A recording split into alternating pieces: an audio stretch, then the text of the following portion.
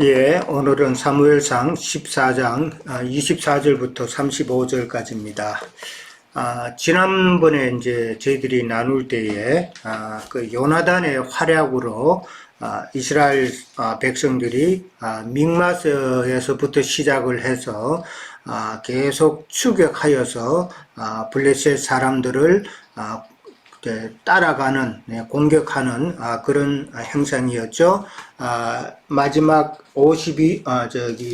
지난번 마지막 때 23절에 보면은 전쟁이 벳 아웬을 지났다라고 그렇게 이야기를 했습니다. 벳 아웬을 지났다는 것은 뭐 귀신의 집, 뭘 지났다라는 것인데, 그 벳 아웬을 지나고 나서 이제 오늘은 이제 24절부터 나오는 것은 이제 꿀이 있어가지고 꿀을 먹는 그런 내용이 이제 나오죠. 그 말은 지난번에도 말미에 말씀드렸지만은 귀신의 집, 세상 종교 체제에서 나와야, 그것을 지나야 꿀을 먹을 수 있다라는 그런 의미다라고 이제 말씀을 그렇게 드렸었습니다. 근데 이제 오늘은 계속해서 블레셋 지역까지 그렇게 추격하는 과정에 있어서 군사들이 이제 이스라엘 백성들이 참 피곤하여서 그렇게 참 전쟁 수행을 하기가 힘든 그런 상황이 된 것을 우리가 볼 수 있습니다. 24절에 가면은 이스라엘 백성들이 피곤하였다라고 나오죠. 피곤하였으니 이는 사울이 백성에게 맹세시켜 경계하여 이르기를 저녁 곧 내가 내 원수에게 보복하는 때까지 아무 음식물이든지 먹는 사람은 저주를 받을지어다 하였습니다. 그러므로 모든 백성들이 음식물을 먹지 못하였다라고 나옵니다. 피곤한 이유는 이제 갑자기 사울이 아무것도 먹지 못하게 하는 금식령을 내렸기 때문이죠. 금식령을 내렸는데, 피곤하였다는 이 말은 그냥 단순히 피곤한 게 아니라 피곤함의 정도를 지나쳐 괴롭다라는 그런 이야기입니다.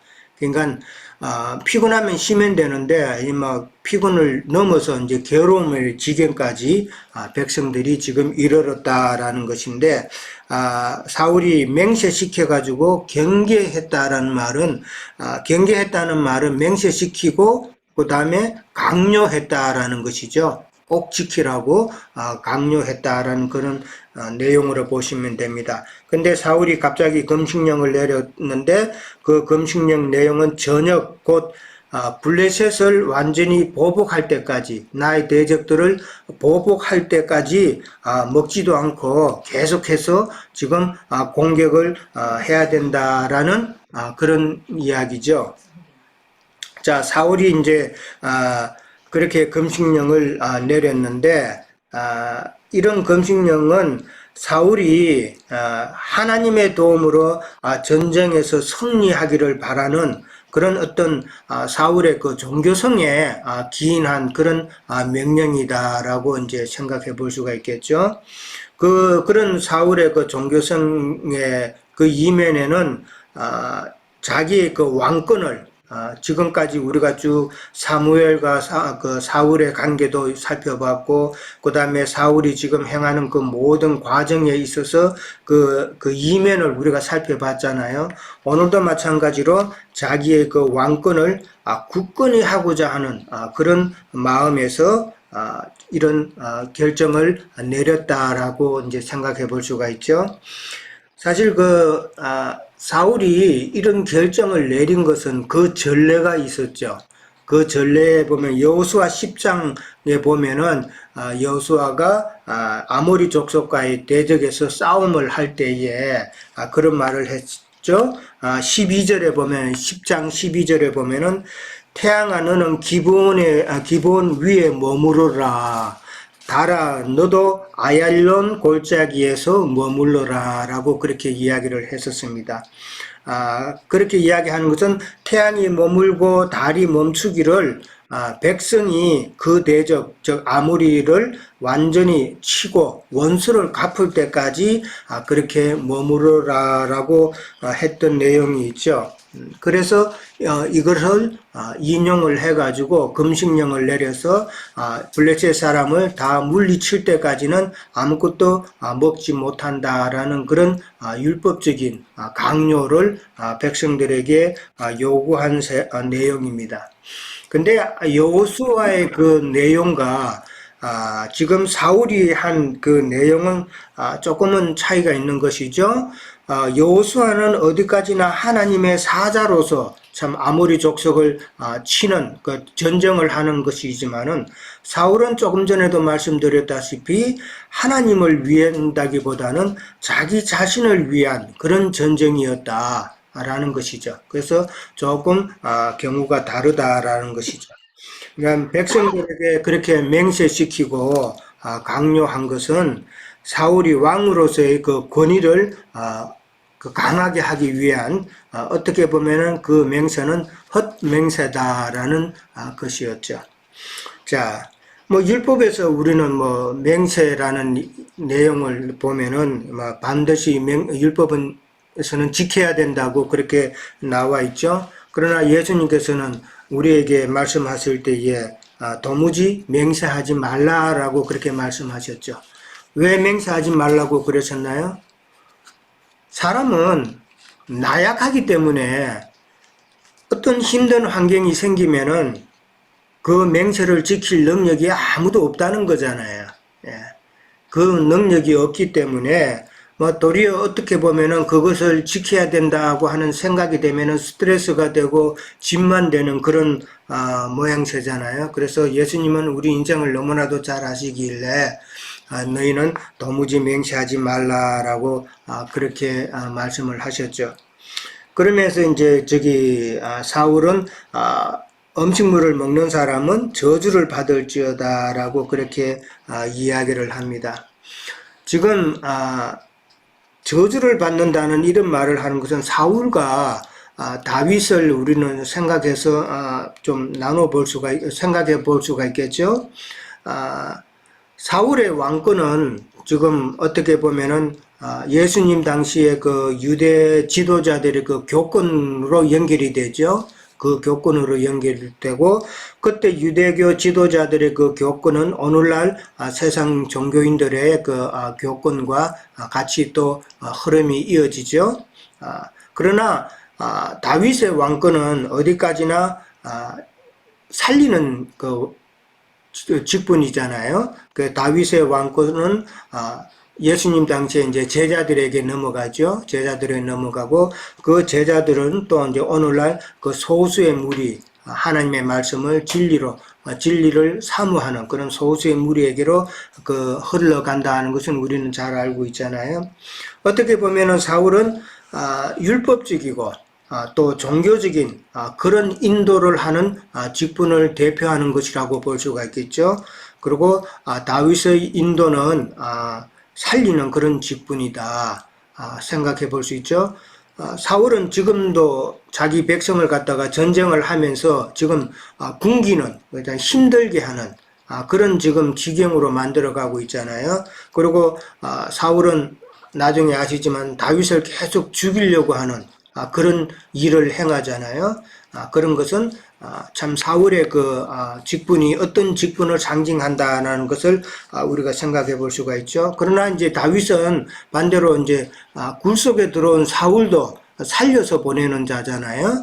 그런 것을 보면은 사울과 다윗의 그 직분은 죽이는 한쪽은 죽이는 직분이고 한 사람은 살리는 직분이다라는 것을 대조해서 우리가 생각해 볼 수가 있겠죠. 사울의 이런 독단적이고 잘못된 그런 생각으로 이제 그걸 이제 금식령을 백성들에게 강요를 함으로써 참 백성들을 힘들게 했다라는 것인데 뭐 이것을 통해서 우리는 오늘날 신앙을 볼 수 있죠. 몽학 선생들이 이제 설교를 통해서 성도들을 잘못 가르치고 그 다음에 또 설교를 한다고 하지만은 사실 영의 양식이 되는 것은 하나도 없는 그런 설교를 하고 있잖아요. 그런 설교로 인해서 참 이 백성들이 이스라엘 백성들이 굶는다는 것은 지금 오늘날 성도들의 그런 모습과 다를 게 하나도 없다라는 것이죠. 예, 그것을 지금 사울의 사역, 오늘날 세상 교계의 종교인들의 그 사역은 지금 사울의 사역과 똑같은 사역이다. 그런 이야기로 이제 우리가 생각해 볼 수가 있겠습니다. 사실 간혹 가다가 여기도 뭐 기독교 방송이 있으니까 뭐 계속 라디오 같은 것도 TV 같은 것도 보면 설교하는 것도 이렇게 들어보면은 정말 영의 양식이 될 만한 건 하나도 없다는 걸 우리가 많이 느끼잖아요. 참 둘째 아들이 돼지가 먹는 지음 열매나 먹고 있는 그런 상황과 다를 바가 하나도 없다라는 것이 이제 오늘 전쟁을 통해서도 이제 우리가 또 생각해 볼 수가 있는 것이죠. 자, 백성이 음식물을 맛보지 못했다라고 그랬습니다. 사울이 그런 명령을 내리니까 백성들은 또 그거 명령에 따라서 음식물을 참 입에 대지도 않는 그런 상황이 됐죠. 사울의 그런 잘못된 명령임에도 불구하고 이 복종하는 이런 모습은 오늘날 세상 교인하고 똑같은 거죠. 예. 목사가 어떻게 하라고 그러면은 그 목사가 하라는 그게 잘된 것인지 잘못된 것인지 참 분별해 볼 생각도 전혀 안 하고 무조건 맹목적으로 참 잘못된 설교인데도 잘못된 말씀을 전하고 있는데도 그냥 좋다고 아멘하고 박수치고 그렇게 하는 것 보면은 정말 맹종하는 자들이죠. 네, 완전히 맹종하는 자들입니다. 한국 사람들도 보면은 한국 기독교인들도 어떻게 보면 상당히 감정적인 그런 모습이 많이 있는데 간혹 미국 TV에 이렇게 나오는 거 보면은 기독교 방송에 보면은 흑인들이 이게 집회하는 모임을 보면은 흑인들은 한국 사람 그 감정적인 거 저리 가라예요. 흑인들은 뭐 목사가 조금 언성을 높여서 설교를 하면은 뭐 예스 예스 아멘 아멘 하면서 중간중간에 박수치고 일어서서 박수치고 그러거든요. 한국 사람은 설교 시간 중간에 그냥 일어서서 박수치고 이런 건 없잖아요. 근데 미국 흑인들은 백인들은 안 그런 것 같은데 흑인들은 참 그런 면에서 보면은 감정적이에요.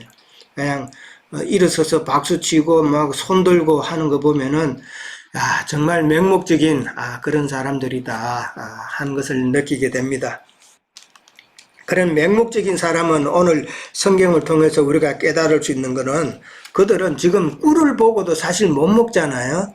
꿀을 보고도 못 먹는다는 것은 그렇게 맹종하고 분별력이 없고 영의 말씀을 깨닫지 못한 자들은 그들은 영과 생명의 말씀인 그 젖과 꿀을 먹을 수 없는 자들이다라는 것을 또 이제 우리가 알 수 있잖아요. 그러니까 그것을 먹지 못한다는 것이 얼마나 참 어리석은 짓이고 그걸로 인해서 평생을 신앙생활을 했는데 그런 꿀도 한번 얻어먹지 못하고 나중에 갔을 때 자기 신앙이 잘못된 것을 깨달았을 때는 진짜 슬피 울면서 이를 갈 수밖에 없는 상황이 된다는 것이죠. 자, 그 다음에 25절에 갑니다. 그들이 다 수풀에 들어간 적 땅에 꿀이 있더라 그랬습니다. 이 수풀에 들어갔다는 건데 이 수풀은 이제 수분이 많은 곳이죠. 수분이 많기 때문에 뭐 농지로도 개간이 충분한 그런 땅이라고 볼 수가 있겠죠.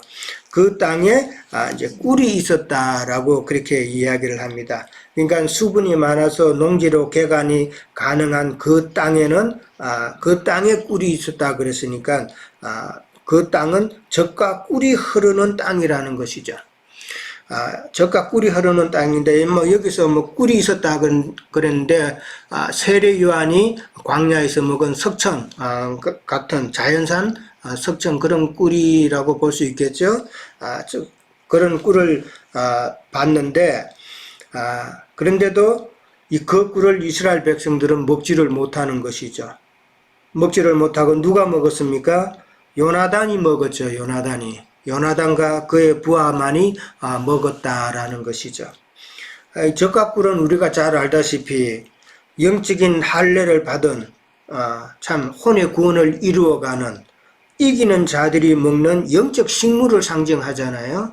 그 영적 식물을 상징하는데 요나단과 그의 부하만이 이 영적인 식물을 즉 꿀을 먹었다는 것은 그 요나단 그 꿀을 먹을 수 있는 자는 진리와 생명 말씀으로 참 양육되는 자들이 그 꿀을 먹잖아요. 우리가 지금 그 꿀을 먹고 있잖아요. 그 진리의 말씀, 영의 말씀을 우리가 먹고 있잖아요. 그러니까 이런 거는 다 이기는 자들이 먹을 수 있는 음식이다라는 것이죠. 여기서 이제 요나단은 이기는 자를 대표하는 그런 모습을 보여주고 있죠.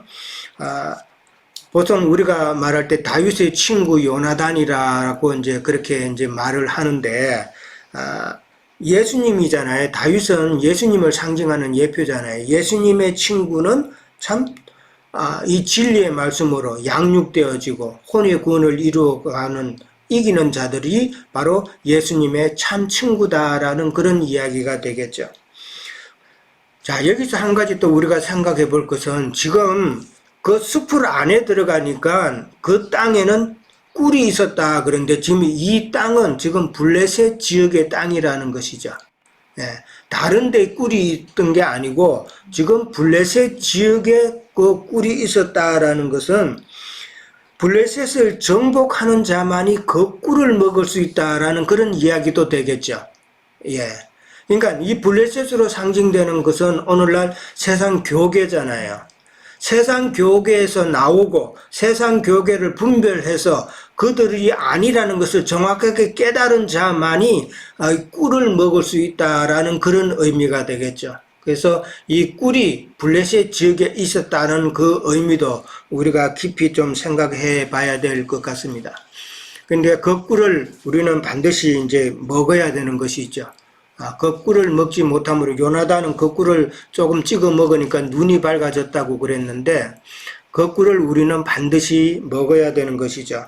계시록 10장 9절에서 11절에 보면은 두 정인이 힘센 천사의 그 오른손에 펼쳐진 작은 책을 받아 먹을 때에 그 입에는 꿀같이 달았으나 배에 들어가니까 썩게 되었다라는 구절을 우리가 잘 알죠. 참 그 영의 말씀이 생명의 말씀이 우리의 입에는 참 달죠. 저희들도 이 말씀을 정말 처음에 듣고 그럴 때는 정말 달았죠. 지금도 계속 달지만은 근데 너무 달았단 말이에요. 달고 그래서 이 말씀을 계속 이제 우리가 추구해 가는데 딴 길로 갈 수도 없고 이제 이 길만을 가는데 이제 꿀의 그 말씀이 너무나도 달았기 때문이죠. 근데 배에도 쓰다 그랬단 말이에요. 이 꿀의 말씀을 우리가 잘 소화시켜 가지고 배에서는 우리 배에서는 쓴 그런 과정을 거쳐야 된다라는 것이죠. 저는 이 말씀을 들으면서 이런 신앙생활을 하면서 지금 교회 생활한 지가 10년이 이제 넘었는데 일정 기간 하나님께서는 저도 그렇고 다른 지체들도 그렇고 이렇게 가만히 보면은 일정 기간 하나님의 말씀을 주시고 깨닫게 하십니다.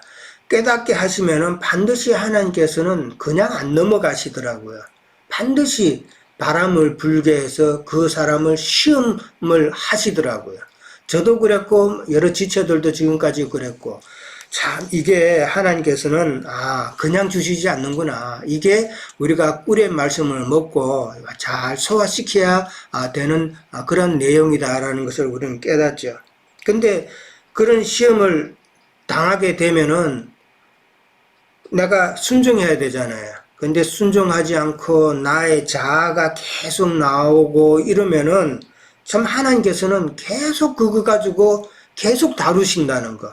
한 번으로 끝나지 않고 네가 이번에 통과 못했네? 그럼 다음번에 어느 때가 되면 또 그것을 똑같은 상황을 만들어 주시는 거예요. 네. 그래도 안 되면 또 점점 힘들어지는 거죠. 네. 세상 시험에도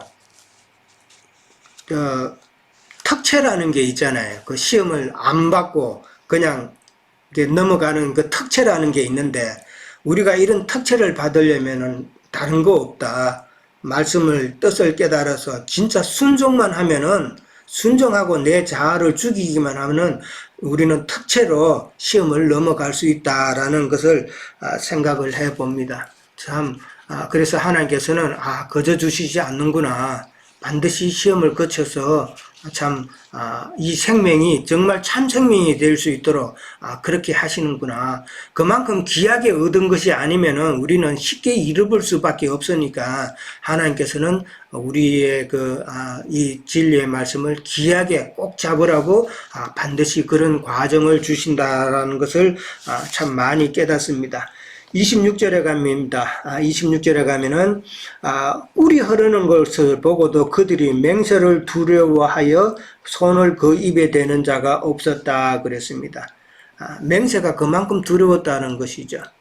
오늘날 세상 교계에서 목사님들이 이 설교를 통해서 참 강요를 하잖아요.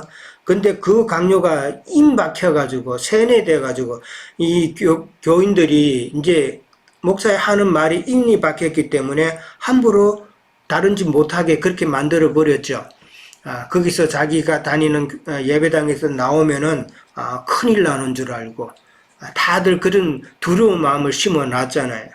이게 맹세를 두려워했다 그랬습니다. 꿀을 보고도 먹지 못하는 그런 참 안타까운 상황이 돼 버리는 것이죠.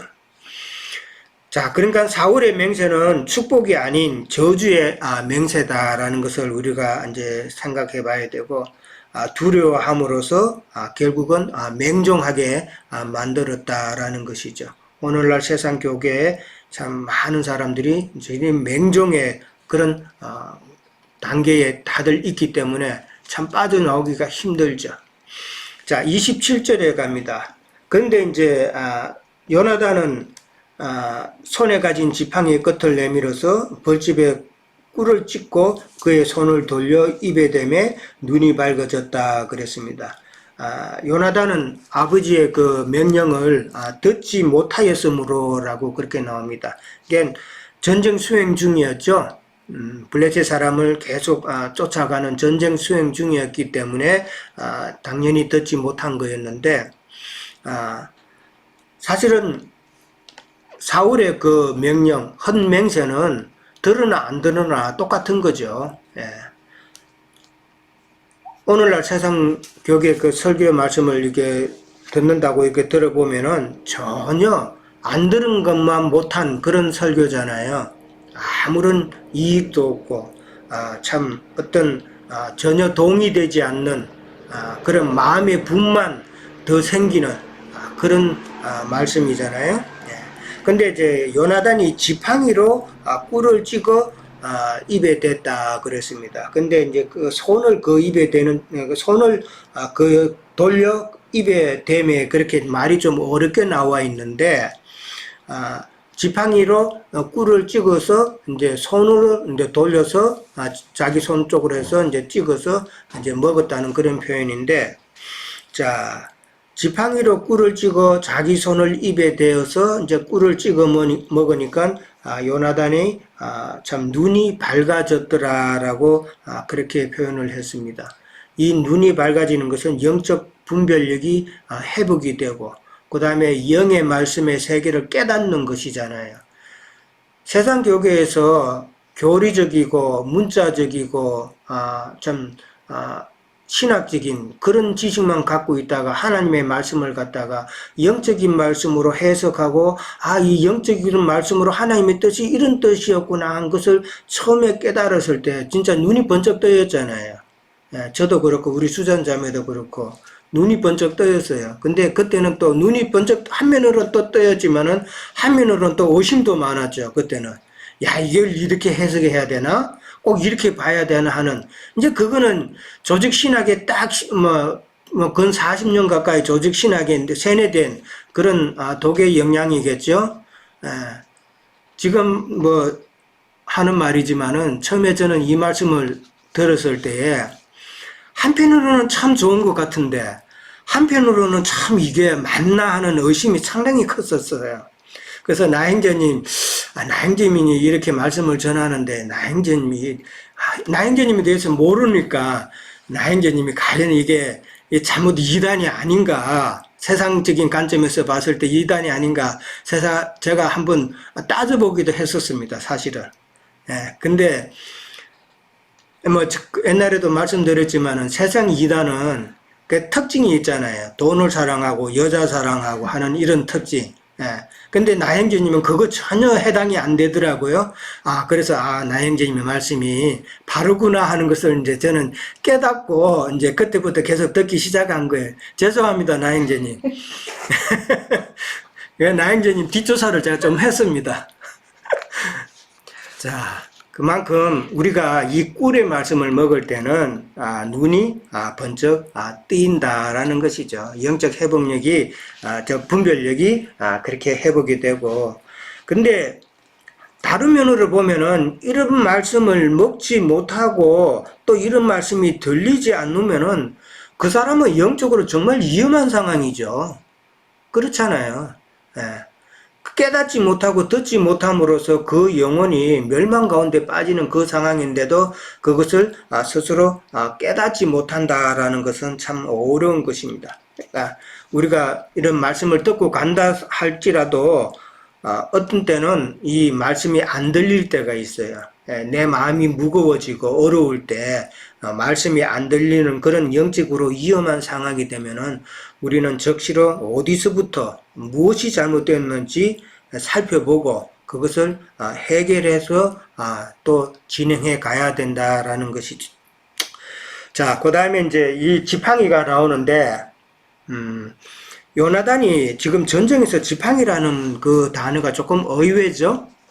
전쟁 치는데 칼과 창이 있어야 되는데 칼과 창은 없고 지팡이를 들고 있었다라는 것은 조금 의외의 그런 단어입니다.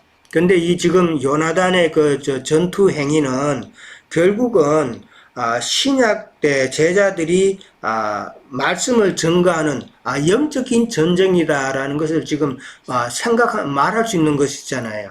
그래서 예수님께서 제자들을 보낼 때 마가복음 6장 8절에서 9절까지도 보면은 제자들을 보낼 때 너희들은 다른 거 가지지 말고 지팡이와 신만 신고 가라라고 그랬잖아요. 그 지팡이라는 것이 이제 여기 요나단이 갖고 있는 그 지팡이와 연결을 해서 볼 때는 요나단의 그 지금 블레셋과의 전투는 지금 신약에 와서 영적인 전투다. 그것을 지금 연결을 해서 우리가 생각해 볼 수가 있는 것이죠. 어디까지나 이제 지팡이로 그렇게 복음을 전거하는 것인데, 지팡이의 머리는 반드시 그리스도를 나의 머리로 삼고 그렇게 가야 된다는 거 우리는 잘 알고 있죠. 모세의 지팡이로 통해서도 알 수 있고, 그러니까 그리스도를 나의 그 지팡이의 머리로 삼아야 되는데 그 반대로 꼬리는 참 우리의 그 쓰잘데없는 그런 자아 이런 것들이잖아요. 매일매일 지팡이 디딜 때마다 침을 당해야 되는 나의 옛사람의 모습이 지팡이의 꼬리의 모습이잖아요. 예. 자, 그 다음에 이제 28절에 보면은 백성들이 참 피곤하였다 그랬습니다.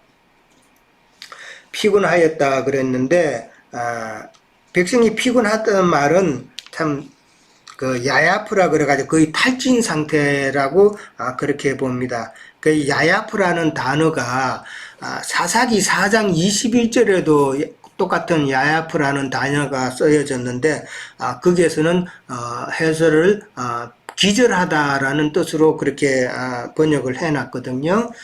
그러니까 피곤하여서 참 기절할 정도다라는 그런 의미로 이제 해석을 해볼 수 있겠습니다. 자, 그 다음에 이제 29절에 요나단이 이제 하는 말이 이제 나오죠. 요나단이 자기 아버지 사울의 잘못을 지적하는 내용이 나옵니다. 이 땅을 곤란하게 하셨다라고 그렇게 이야기를 합니다. 거기서 29절에 이 땅이라고 표현을 했는데 이 땅이라는 것은 이 땅의 백성들이죠. 그러니까 땅은 곧 지금 백성을 말하고 있다라는 것입니다. 이 곤란하게 했다는 말은 참 이 땅의 백성들, 이스라엘 백성들을 괴롭게 했다라는 그런 뜻으로 이해를 하시면 될 것 같습니다. 참 곤란하게 했다는 말은 또 다른 의미가 있죠. 지금 하나님은 구약의 믿음의 선진들에게 언약하신 내용이 뭡니까? 가나안 땅에 들어가서 젖과 꿀이 흐르는 가나안 땅에 들어가서 그 젖과 꿀을 먹게 하시겠다 하는 것이 하나님의 언약이잖아요. 근데 지금 사울은 금식령, 지금 블레셋 지역에 와서 가나안 땅에 들어와서 지금 꿀이 있는 곳에 왔는데도 사울은 지금 그것을 못 먹게 한다는 것은 어떻게 보면은 지금 사울은 하나님의 언약을 지금 막 가로막고 있는 자다라고 그렇게 이해를 해볼 수가 있겠죠. 예. 일단 오늘날 교계의 그 잘못된 가르침은 참 생명의 양식을 공급하지 못함으로 인해서 하나님의 그 뜻을 가로막고 있는 것과 똑같은 것이다라는 것이죠. 자, 30절에 가면은 금식령의 결과로 이스라엘 백성들이 탈진되고 눈이 흐려진 상태에서 이제 블레셋 사람들을 끝까지 추격을 못하는 그런 결과가 나오죠. 요나단이 하는 말이 참 그 대적에게서 탈취하여 얻은 것을 임의로 먹었더라면은 블레셋 사람을 살육함이 더욱 많지 아니하였겠느냐라고 그렇게 이야기합니다.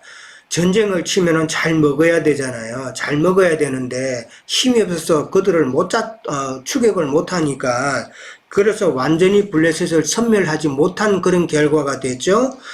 그런 결과는 참 나중에 후에 블레셋 군대가 다시 재정비해가지고 끊임없이 계속 이스라엘을 괴롭히게 되죠. 만약에 이때에 참 군사들이 허기지지 않고 힘이 있어서 계속 블레셋을 쫓아갔다면은 한 번으로 전쟁을 끝낼 수도 있었을 텐데 그렇게 못했다라는 것을 우리는 생각해 봐야 되죠. 그러면서 결국은 그 블레셋 군대가 계속 이스라엘을 침공해오고 마지막에는 결국은 길보아산에서 지금 사울이 지금 지잖아요. 지면서 아말렉 사람한테 결국은 죽게 되죠. 예. 이것을 우리는 영적으로 잘 생각해 봐야 된다라는 것이죠. 영적 전쟁에 있어서는 참 이 꿀을 영의 말씀을 우리는 정말 잘 먹어야 된다라는 것을 교훈으로 또 이야기해 주고 있습니다. 자, 32절하고 이제 35절에 가면은 이제 사울 왕의 맹세가 결과적으로 참 잘못되었다라는 것을 이야기를 좀 하고 있죠. 잘못됐기 때문에 사울이 했던 그 맹세를 다시 뒤집는 본인이 다시 뒤집는 그런 일을 지금 하게 되는 것입니다. 백성들이 32절에 가면 백성들이 저녁이 되자 탈취한 짐승을 잡아서 먹는 내용이 32절부터 나옵니다. 근데 그 과정에서 이제 율법을 어기는 내용이 지금 나오죠. 율법을 어기는 내용이 나오는데 첫째는 양과 소와 송아지가 나옵니다. 소와 송아지, 암소와 송아지잖아요. 이게 소와 송아지를 끌어다가 그 다음에 땅에서 잡아 피채 먹었다고 그랬습니다. 레위기 22장 28절에 보면은 암양이든 암소를 막론하고 어미와 새끼를 한날에 잡지 말라라는 내용이 나오죠. 한날에 같이 잡지 말라는 내용이 나옵니다. 그 다음에 신명기 22장 6절에도 보면은 어미새와 새끼새를 함께 취하지 말라라는 그런 율법이 나옵니다. 근데 지금 이스라엘 백성들은 지금 소와 송아지를 같이 잡아먹었다라고 그렇게 나오거든요. 이게 율법을 어긴 내용이 나오죠. 그 다음에 이제 두 번째로는 땅에서 잡아서 피채 먹었다라는 것이죠. 땅에서 잡아서 피채 먹지 말라라는 것은 레위기 17장에 보면은 피채 먹지 말라는 내용이 쭉 나오잖아요. 이게 피라는 것은 우리가 잘 알듯이 옛사람의 생명인데, 그러니까 피채 먹는다는 것은 해계 없이, 옛사람을 해계함 없이 그냥 먹는다라는 것이고, 그 다음에 이제 피는 반드시 땅에 쏟아버리고 흙으로 덮어야 되죠. 흙으로 덮는다는 것은 해계를 한다는 그런 행위잖아요. 그렇게 해야 되는데 그렇게 피채 그냥 먹고 땅에서 그냥 잡아서 그냥 먹었다라는 것이죠. 이 땅에서 먹는 것도 안 되죠. 반석이신 이제 뒤에 가면은 사울이 이제 33절에 보면 큰 돌을 내게로 굴러오라고 그랬습니다. 큰 돌을 굴러오는 거, 땅에서 그냥 짐승 잡아서 먹는 것은 율법에서 어긋난다는 것이죠. 그래서 반드시 돌에서 짐승을 잡아서 그렇게 먹는 것인데, 그 말은 반석이신 그리스도와 함께 짐승을 잡는다는 것은 나의 옛사람을 처리하는 과정이잖아요. 반드시 나의 옛사람을 죽일 때는 그리스도와 함께 나의 옛사람이 처리되어야 된다는 그걸 가르쳐 주잖아요. 근데 땅에서 잡는 것은 땅에 속한 그런 육적인 말씀으로 문자적인 것으로 인도하는 그런 사역을 이야기하고 있다라는 것이죠. 그래서 결국은 땅에서 그냥 피채 먹는다는 것은 오늘날 교계에서 사람을 전도해서 배나 더 지옥 자식 되게 하는 것이죠. 왜? 회개하게 못하니까. 회개시키고 하나님께로 나오게 해야 되는데 참 회개시키지 않고 그 다음에 자기 교인 수만 불리고 그 다음에 결국은 지금 이스라엘 백성들이 지금 자기 배 채우잖아요.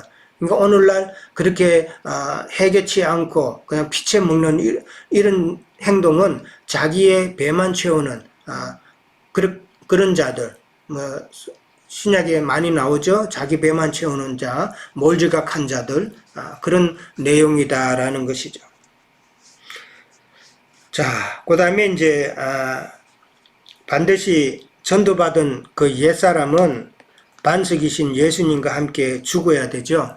반석이신 예수님과 함께 죽어야 되고, 그 다음에 그 피는 땅에 묻고, 이제 흙으로 덮어서 예수님과 함께 장사되는 과정도 거쳐야 되는 것이고, 그 다음에 이제 피를 다 빼고, 이제 살코기만 참 먹는 그런 과정이 돼야 되는데 살코기만 먹는다는 것은 회개한 영혼이라는 것이죠. 그런 회개한 영혼을 먹는 그런 것이 되어야 된다는 것이죠.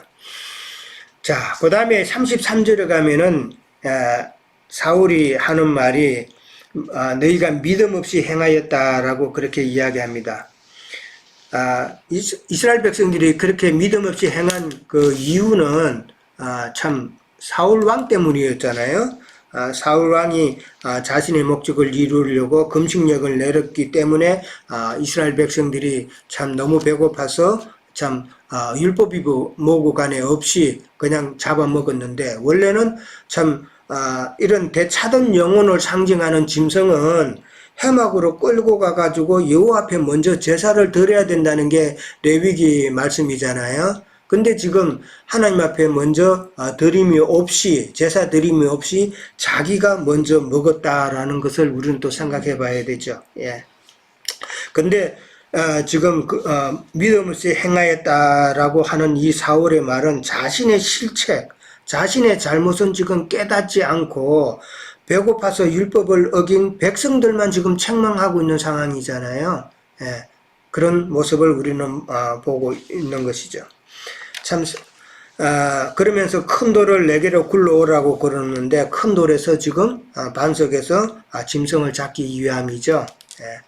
땅에서 피 흘린다는 것과 지금 반석에서 피 흘린다는 것을 지금 대비하고 있는 거잖아요.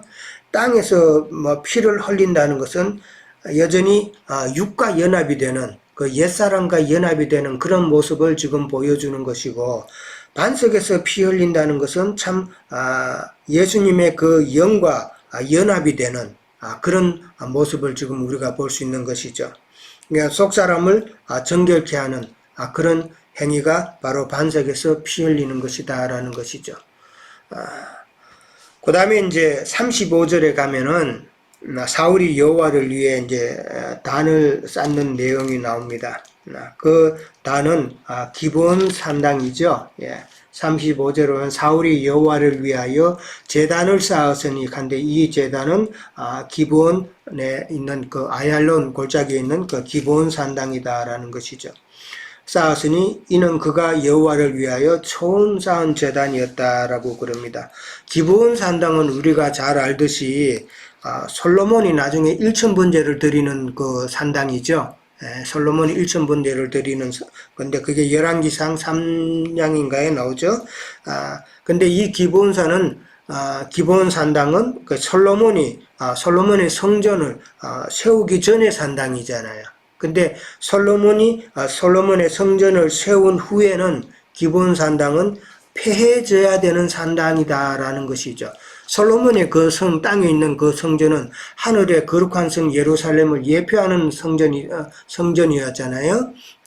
근데 솔로몬의 성전이 세워진 다음에는 기본 산당은 반드시 폐해져야 되는 산당이다. 이 말은 지금 사울이 기본 산당에서 제사 드린 것은 지금 오늘날 예배당을 지금 상징하는 거잖아요. 그러니까 오늘날 그 예배당, 사람의 손으로 지은 전은 반드시 폐해져야 되는 예배당이다, 산당이다라고 그렇게 이해를 해볼 수가 있는 것이죠. 솔로몬의 성전터는 우리가 잘 알다시피 다윗이 제사를 드렸던 아리우나 그 타작 마당이잖아요. 거기에서만 세워질 수가 있다라는 것을 지금 이 구절에서 우리는 생각해 볼 수가 있죠.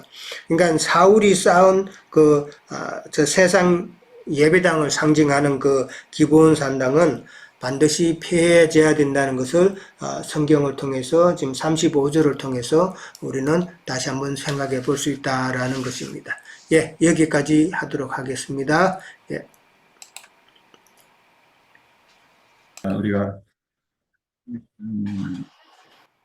14장 24절로 35절까지의 여러 가지 의미들을 증거를 통해서 참 이해가 달라지는 것 같습니다.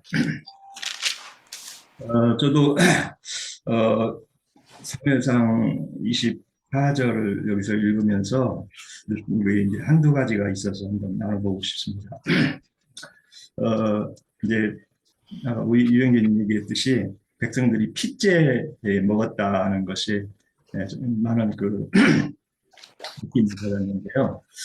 예수님도 주님도 오셔가지고 내 살을 먹고 내 피를 마셔라 이렇게 이제 얘기를 했는데 결국은 그것들이 이제 어떤 사상이라고 얘기할 수 있죠. 어떤 영인데 그 사상을 어떻게 받아들이냐.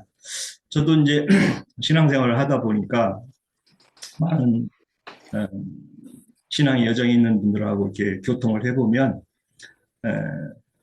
특히 이제 뭐 근자에는 지방 모임들 하고 있는 분들하고 얼마 전에 이제 이렇게 교통을 했는데 그분들이 이제 증거가 그래요. 자기네들도 저는 그 지방 모임의 어떤 그런 그 간결성이랄까 그런 것들이 많이 있었는데 뭐 전시간 사역자의 이제 증거인데 교파교인들이 많이 들어오면서 그들하고 그 교리적으로 뭐 특별한 게 없대요. 다 같은 노선이라는 거예요. 물론 뭐 우리 형제님도 지방 모임에 계셔봤고 우리 자매님들도 몇 분들 지방 모임에 계셨으니까 뭐 아시겠지만 그 어떤 모임이 좀 초기에는 이렇게 순수하고 그래도 뭐 좀 이렇게 시작은 좀 이렇게 다 그래도 시작할 때 첫 그런 마음들이 있죠. 근데 그런 모임이 이렇게 계속 유지가 되지를 않는 것들을 많이 봤어요. 저도 이제 형제회에 있을 때도 그랬는데, 우리 그 형제회에서도 이제 좀 이렇게 뭐 장로나 어떤 그런 좀 위치에 있는 분들하고 교통을 하면서 내가 보면은, 11조라는 게 그게 우리가 이렇게 형제회를 하면서 뭐 목사 같은 건 당연히 안 하지만 그 11조를 이렇게 그런 명목으로 받아도 되는 거예요.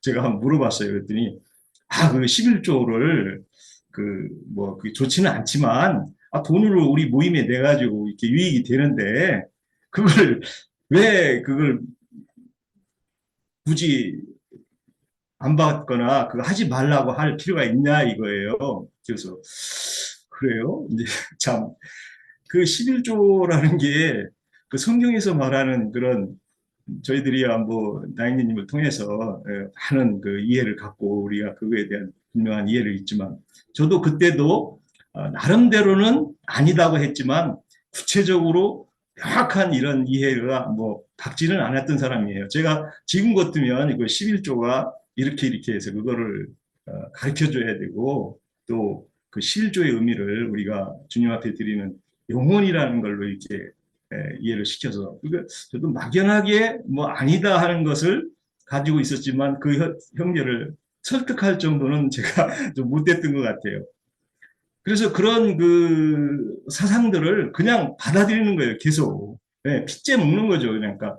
그 모임 안에 그런 분들이 들어오면은 그냥 유유상종이 돼가지고 그 11조에 대한 개념을 가르치고 정말 신앙생활 잘못한 것들을 회개하게 해서 우리 유영진님도 얘기했지만 그러니까 육신적으로 뭐 선하고 의롭고 이런 거는 참 많이 그 가르칩니다. 형제회든 뭐 어디 모임들 보면은 육신적인 세상에 뭐 윤리 도덕에 대한 그 교리 같은 거 그런 것들을 많이 가르치고 또 사회적으로도 어떤 사회적 좋은 운동 뭐 이런 것들을 많이 가르치는데 그것이 성경에서 말하는 회개 그런 것이 아닌데 우리 형제님 뭐 그 그냥 얘기하시니까 우리가 뭐 다 알지만 그런 것들 사상들이 교회 모임에 그냥 막 들어온다는 거죠.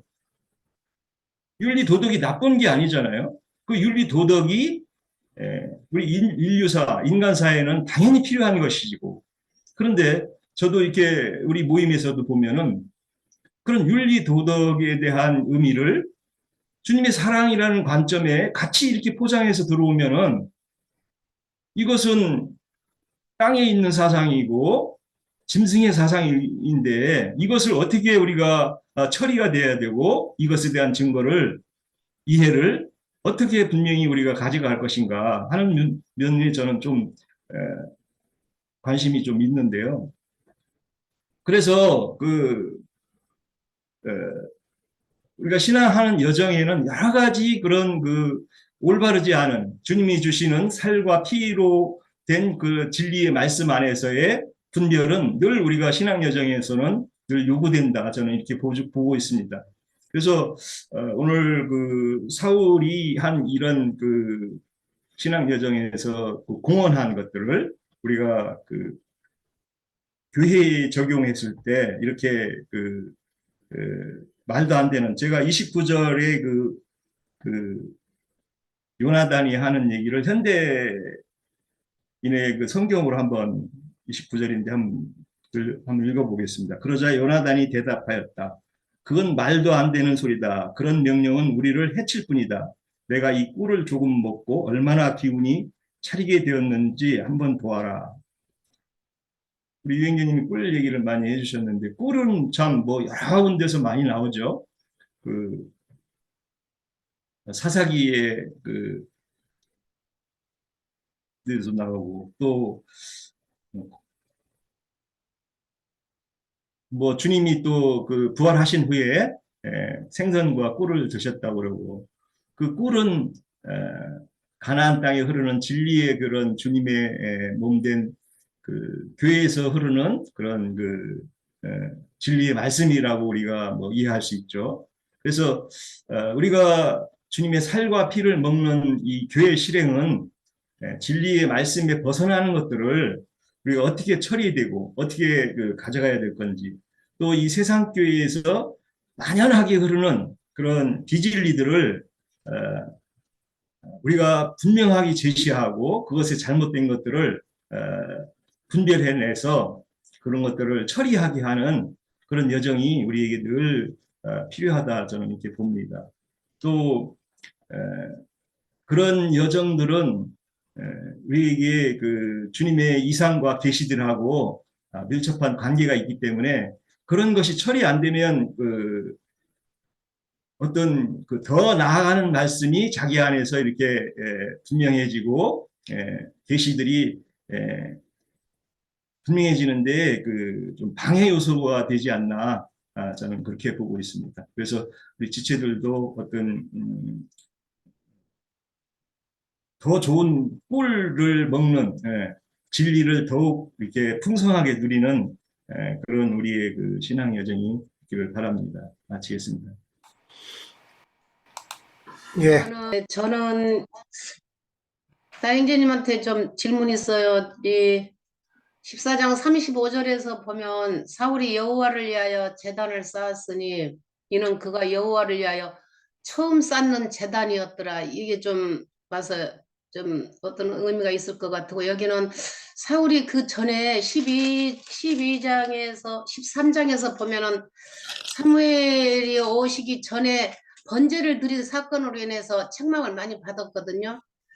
그래서 이제 길지 못할 거라고 했었는데 14장 35절에서 보면 사울이 여호와를 위하여 제단을 쌓았으니 이는 그가 여호와를 위하여 처음 쌓는 제단이었더라. 그래서 이게 좀 의미가 있을 것 같아서요. 그래서 이렇게 닿지는 않는데 형제님이 설명 좀 해주세요.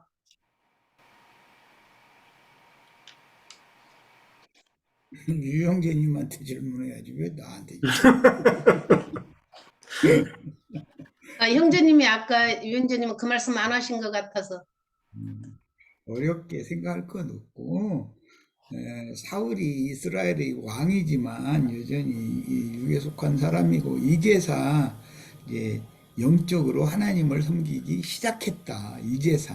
그런데 이제 어린아이 때 길보아산 전투에서 죽은 거예요. 영적인 어린아이를 말하는 거예요. 그게 이제 죽은 거예요. 그 얘기는. 예, 기왕 내가 이제 말씀을 했으니까 조금 평가를 좀 해야 되겠네. 우선, 우리 유영재님, 이 집회를 여실 때 공동 호스트를 수잔자매를 지정을 해놓든지 형제님은 말씀 증거를 하기 때문에 중간에 김희분 자매가 지금 2번인가 3번인가 접속해서 들어왔는데 형제님은 말씀 증거를 하고 있기 때문에 모르는 거예요. 누가 이거 열어달라고 다시 접속을 하고 있는지를. 그러니까 공동 호스트를 지정을 해놓으면 그 사람은 이게 볼 수 있으니까 바탕 화면을 그 사람이 허용을 해주면 되잖아요. 그렇게 네. 기령제님한테 공동 호스트를 하든지 수잔자매 이름으로 공동 호스트를 하든지 아마 2사람 공동 호스트도 될 거예요. 아마 되나 안 되나 잘 모르겠는데 될 거예요. 아마. 이제 그렇게 공동 호스트를 꼭 지정을 해 놓으세요. 예. 그러면은 좀 늦게 들어오는 분들도 금방 들어오게 할 수가 있잖아요. 예. 자, 이건 집회의 기술상의 문제인 거고, 이제 유형제님 그렇게 하시면 되니까. 사울 왕이 인도하는 이스라엘 백성들과 블레셋과의 전쟁을 지금 말하고 있거든요. 그런데 현재 사울은 영적인 사역자가 왕이지만 영적인 사역자가 아니에요. 왕이라는 건 사역자를 교회 인도자를 말하는 거니까. 그러니까 영적인 사역자가 아니에요. 그리고 블레셋 족속이라고 하는 것은 육신에 있는 사람들이니까 할례 없는 믿는 자들을 말하는 거예요. 이게 이스라엘이지만 영적 사역자가 아닌 사울과 이방인으로서 믿는다고 하지만 가라지들이죠. 그러니까 다 할례는 받지 않고 완전히 육에 속한 그런 신앙을 가진 자들인 블레셋 쪽과 지금 이제 전쟁하는 건데, 크게 보자면 우리들의 입장으로 이걸 적용을 하자면 세상 교계와 주님의 제자들이 전쟁을 한다, 이제 그런 말인데, 여기에 하나가 사울왕이 중간에 지금 끼어가지고 사울왕이 전투를 지휘를 하고 있는 거예요. 요나단과 사울은 부자관계지만, 육신적으로는 부자관계지만 요나단의 지팡이라는 말이 나왔어요. 그러면 사울의 인도와 요나단의 인도가 지금 서로 다른 거예요. 사울은 자기 자신이 인도자 노릇을, 왕이니까 인도자 노릇을 하는 거고, 요나단은 주님을 의지한다라는 말이잖아요. 그 지팡이를 가지고 전투를 지휘한다는 것은, 요나단은 당시 역사상으로 보면 사울의 아들인데도 그 영적 실전의 전투 현장에서는 요나단이 지금 요나단의 부하들과 전투를 같이 하고 있는 거잖아요. 사울의 이스라엘과 함께. 이제 그런 것을 잘 생각해 봐야 되겠고, 그런 의미에서 이제 사울의 금식령이라고 하는 것은 세속교계의 그 목사들이 자신들이 가르치는 조직신학에 근거한 율법 교리 외에 진리의 증인들이 가지고 있는, 즉 이제 여기는 젖과 꿀이라고 이렇게 돼 있는데, 흐르는 꿀이라고 돼 있는데, 진리와 생명의 말씀 속에 흐르는 영적인 생명 양식은 받아들이지 못하게 한다 이 말이에요. 그러는 우리가 세속교계의 목회자들을 이렇게 전도를 하기 위해서 접근을 해보시면 금방 알 수 있을 거예요. 절대 받아들이지 못하게 만들어요. 자기 그 진영 사람들을 이렇게 딱 틀어막고, 자기가 가르치는 말 외에는 절대 이 용납을 못하게 만들거든. 한번 생각을 해봐라. 나도 한번 생각해 보겠다. 나 같으면 누군가가 애써서 자신에게 접근해서 뭔가를 할 얘기가 있다 그러면은 뭔 얘기인지는 들어봐야 아는 문제니까 자세히 난 들어보겠다. 네가 나한테 전해주고자 하는 말이 나의 어떤 부족한 부분을 채우라고 하나님이 너를 나에게 보낸 사자일 수도 있으니까 그거 알 수 없는 거잖아요. 한번 들어보자. 난 누가 와도 난 그렇게 하는 사람이거든. 그리고 막 진중히 들어야 되니까 노트 딱 가지고 조금 기다리라고 필기 가지고 와가지고 말하는 거 다 메모해 가면서 중간중간에 딴소리 묻어길래 확인 딱 받아가면서 이렇게 적어놓고 줄쳐놓고 그 사람 얘기가 다 끝나면 거기에 대한 합당한 응대를 해야 되니까 난 그런 사람이에요. 그런데 우리 형제 자매님들이 세속교계의 어떤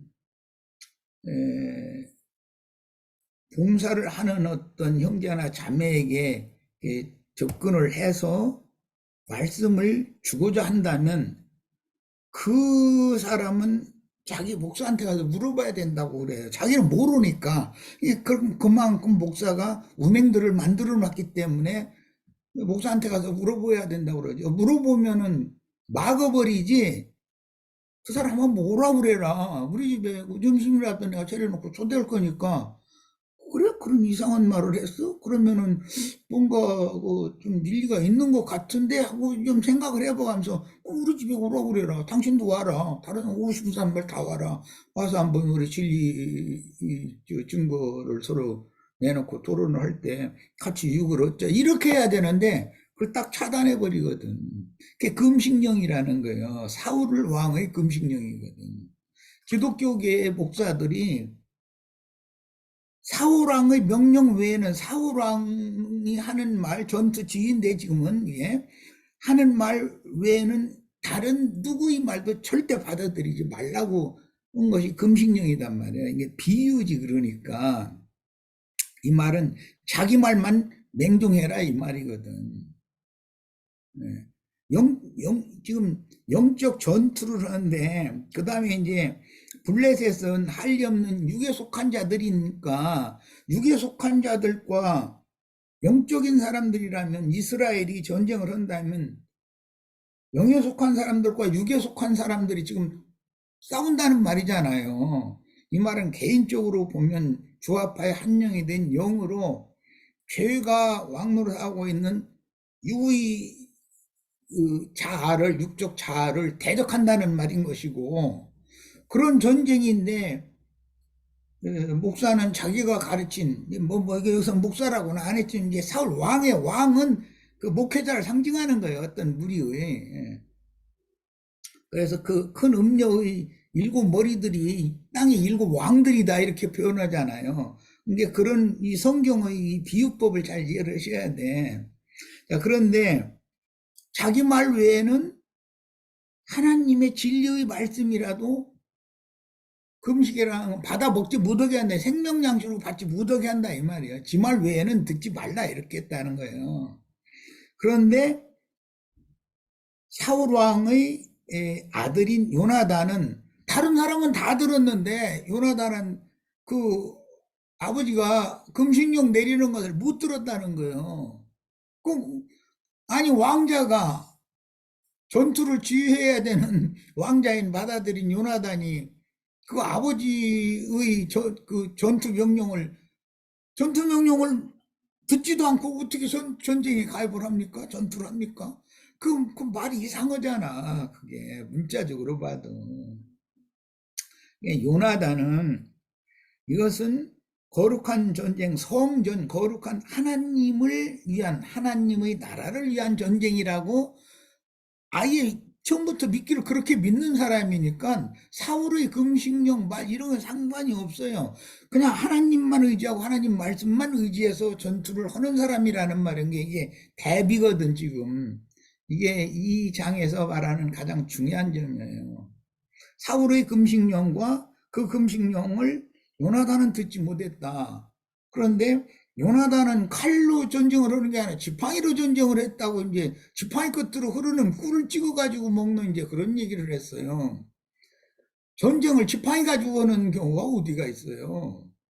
그건 뭐 하나님을 전쟁의 인도자로 요나단은 철두철미의 그 영적인 사람이라는 뜻이잖아요.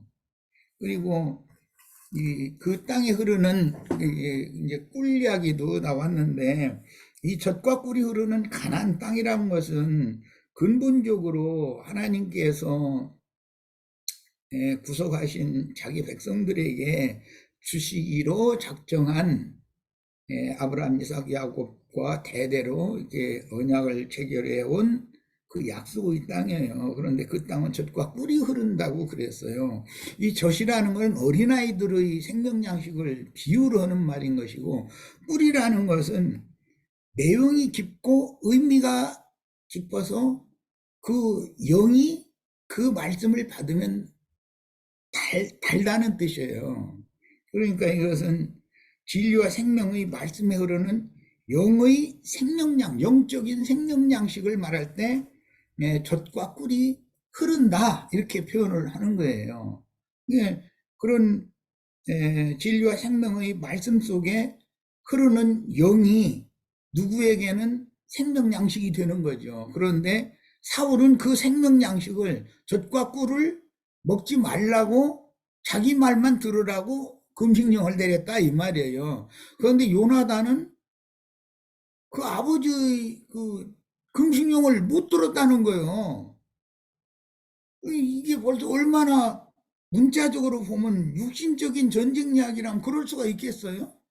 전쟁을 앞서서 전투 지휘를 해야 되는 장수인 사울 왕의 아들인 요나단이 거기다 대고 무슨 칼이나 뭐 활을 가지고 전쟁했다는 것도 아니고 지팡이로 전쟁을 이렇게 했다고 이제 그러면 그게 말이 안 되는 소리거든요. 그러니까 이런 걸 통해서 우리는 이스라엘의 이런 역사적인 그때 당시의 그런 사건 이런 것을 비유로 표상으로 들어서 신앙생활을 어떻게 영적 진보를 이룰 것인가 이것을 말할 때 가나안 땅을 정복하는 영적 전쟁으로 비유를 했구나라는 것을 알 수 있는 거예요. 그러니까 우리가 지금 사실 신앙생활을 하는 것은 영적 전쟁을 하는 거예요. 개인적으로는 아까 처음에 얘기했지만 영의 생각과 육의 생각을 개인적으로 전쟁을 하는 것이고 단체적으로는 영에 있는 사람들과 혼적인 사람들이 전쟁을 하는 거예요. 그런데 육체를 대항하는 거예요. 이제 블레셋은 육체니까. 그런데 사울은 아직 완전히 영적인 사람이 아닌데 오늘 아까 하도 이렇게 안정식 자매가 사울이 인제사 처음 여호와를 위해서 제단을 쌓았다. 그럼 인제사 제단을 쌓았다는 것은 인제사 영적인 사람으로 인제사 거듭난 거예요. 말하자면 그랬단 말이야. 그런데 그런 사람이 왕 노릇을 할 수 있는 거예요. 얼마든지.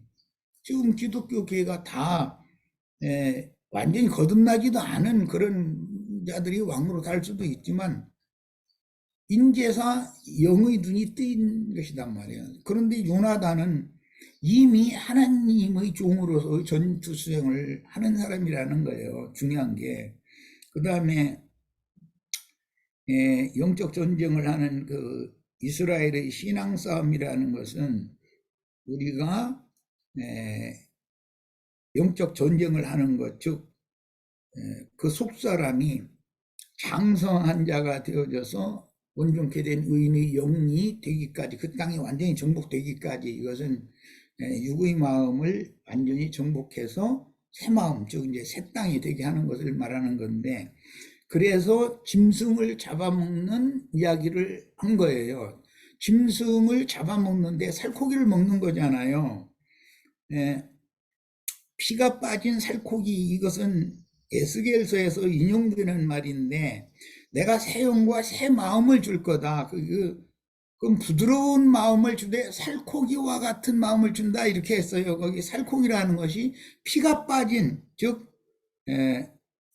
피가 없는 영양가가 있는 그 양식이 될 만한 그런 새 마음, 부드러운 마음, 그런 마음을 살코기와 같은 마음이다, 이렇게 표현을 해요.